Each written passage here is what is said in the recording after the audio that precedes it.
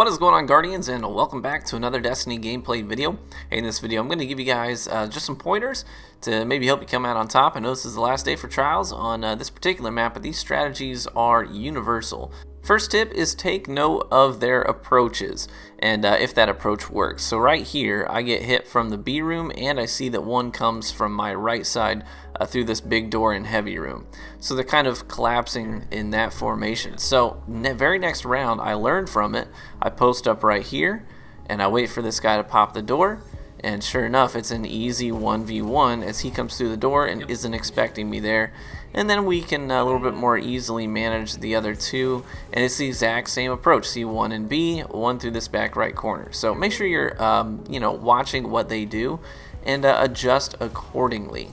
In this next play, all three of these kills were from baiting. So I wait for this guy, I bait him in. I know he's got a shotgun. Well, two of these guys were running shotguns. So I figured my chances were pretty good that that guy had one, so I baited him in by playing the radar, and then now I'm just basically crouching underneath the orb, baiting these other two guys into the revive. Then I drop the Nova, and you can hear it. You can hear me say, "Wait for it," in the live comms. Wait for it. Wait for it. Going for the res. There you go. Nice. Heavy round can be tricky. Sometimes you'll have opponents who will push yours, like this guy. And what I generally like to do is I like to make an approach that kind of puts me in between both heavies so that I can read the radar and adjust accordingly. So with this on this particular map, I go through the bottom middle tunnel. It brings me right up in between the two, and then I can adjust. Sometimes you'll have teams that will literally just sit back and hard scope the boxes like this, and it's a decent strategy, so you have to be aware of it when you're popping these doors. And here I drop the super. I say it's worth it to drop it on the only guy that's going to pick up heavy, because he could potentially ruin this whole round, and we had a lot of momentum at that point, so I figured, what the heck. And here, similar thing, they're playing defensively, trying to bait us into the heavy, and a lot of times it's worth having one person stay back on your heavy while the other two push, and if they need to drop back, they can, and then you at least have one guy with rockets or something that can cover your butt. Next, I want to talk about isolating players. You'll see here we get two guys down, and that leaves one left.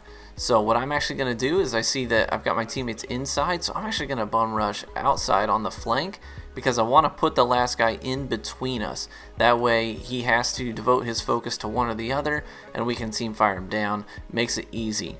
And similar strategy here. So I'm going to be pushing on this guy. And at this point, my teammate goes down, and she calls out that there's one sniping from outside back to my right. So I know there's two guys there. That means that this guy's alone. So I'm definitely going to push the guy that's alone so that I can go on a 1v1. And sure enough, I win that one as he was a little bit primed. And so now I've got an orb to work with. The revive for my teammate is in a decent spot, but I'm going to play control on this orb. And as this guy challenges, I can weaken him, finish him off. So basically this whole round was won just because I was able to read the situation and say, you know what, I'm going to go for the guy that's alone. And then that's going to give us an advantage. We can tip the scales back in our favor. Similar situation here. I'm going to jump up. I see two guys in front of me, right? So I've placed two opponents now. But then at about this point, I can see back behind me there's another red dot. So logically, I can assume he's alone. So I'm going to go for the 1v1, definitely. This is going to be a much easier fight to win. So I play the 1v1, I get him down. I almost go down here myself. But I'm going to get into a scenario where I'm 1v2, but I do know I've got an orb to work with, so I'm just going to cut and run and get back onto this orb so I can play control, bait guys into the doorway, take him out as he rushes me with a shotgun. And then this guy as well, he comes in. I'm going to jump high over the firing line so that I can get first shots and finish the guy off, all because of isolation tactics. Now this next clip and tip, first and foremost, just as a disclaimer, I'm not throwing shade or hate on any players who play passively or defensively, but sometimes you're going to go up against opponents who will camp and hard scope. So that's exactly what happens here. They post up on the dome with snipers and scout rifles. They have all long-range weapons. So we kind of knew going into this, after inspecting them, that this might be a pretty passive playstyle. So you can hear. Let me just show you the live comms, and you hear what I say and how we handle it. We can honestly just pull all the way out to crane room. The special's up. I prefer to teach them in grab it. round one that doesn't fly. You know what I mean? Yeah, we can just wait. If that means waiting a minute, then that's fine by me. But it's better than getting impatient and getting picked off by their hard scopes. So like I said, you want to teach them in round one that that's not going to work. Like, don't play into that. So it's better than getting impatient because they're trying to play on your impatience. They're counting on you to get to the point where you're going to push because you get too impatient, too bored, and you get too antsy. So you can't feed into that. What you have to do is show them, teach them in round one that you're not going to give into that strategy, and it'll force them to come out of hiding. And so that's exactly what we do here. We post up defensively so that we have eyes on all the approaches, and it works out swimmingly.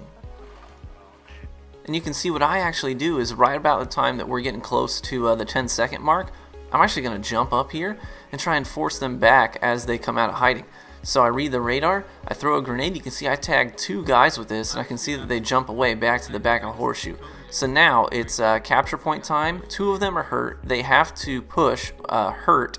They come up into the window, which is an easy choke point for grenades to control. We get 2 guys down, easy peasy. And then I just jump up. It's almost all the way captured. I know I've got a plan C with the perk activated.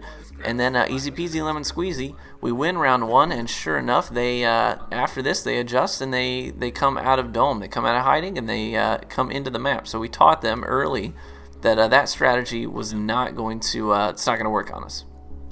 So a lot of teams will have a strategy of some kind. Your job is to recognize what their strategy is, and then not just recognize it, but then either come up with a plan to outplay it or a plan to avoid it altogether. So if they're rushing a particular area with shotguns and you're getting outplayed that way, then force them to go to a different part of the map, avoid that strategy altogether, or punish them for it. Use grenades in those tight corners, those choke points that you know they're going to bum rush into as they rush into it.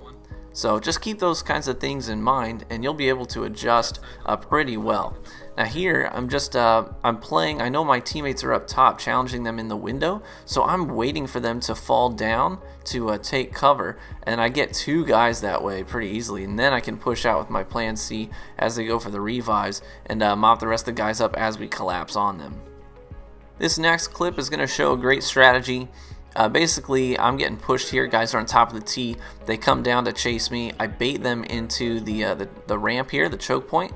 I toss the grenade after getting a couple of hits on a guy, and sure enough, it finishes one off. So now, before they even have a second to react, they think I'm up top ramp.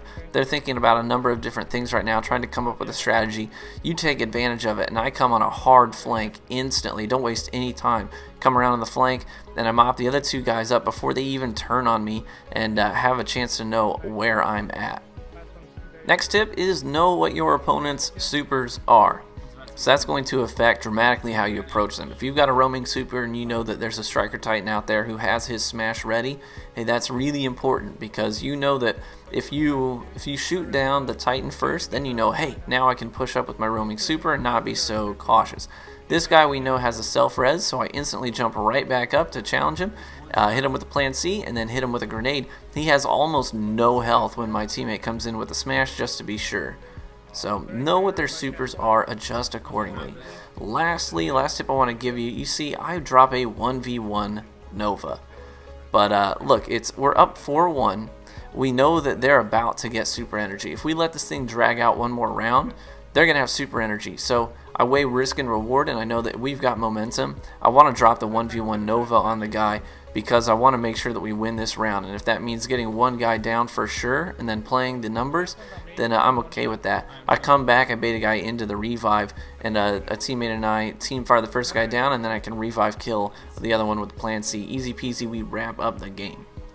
Hopefully some of this has been helpful, guys. I know I really enjoy posting Trials plays, so hopefully I'll catch you in the Crucible.